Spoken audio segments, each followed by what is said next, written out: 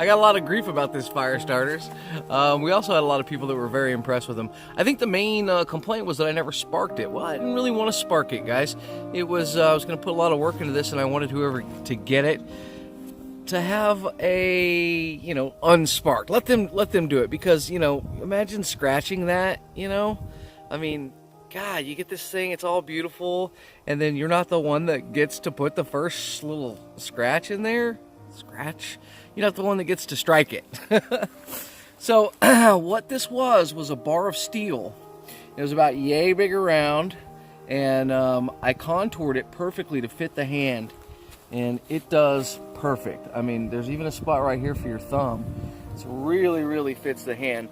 And then, you know, you don't have to carry an extra striker with you, because I went ahead and built the striker in.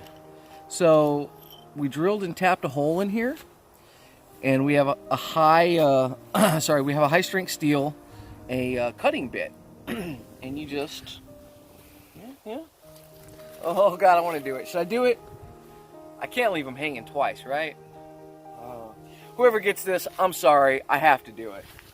So it's gonna take a couple scratches, just real light. Go ahead and get the coating off, and then it's wet out here, so we shouldn't start a fire. Whew.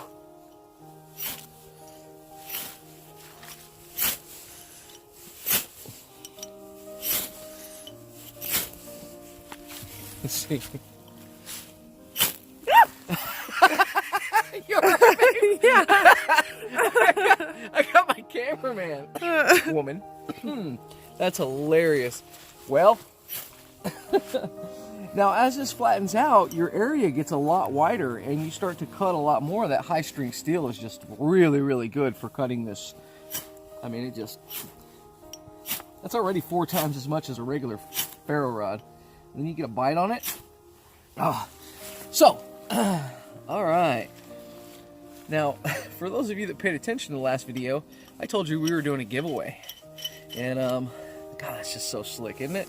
Like, you can barely even see the line there. So, yeah, I said we were doing a giveaway. Well, we are. And guess what? There's 2 of these. The next one, I'm going to do the build video on. I didn't do a build video on this one. I just couldn't. God, I just love the way this fits in my hand, man. It is perfect.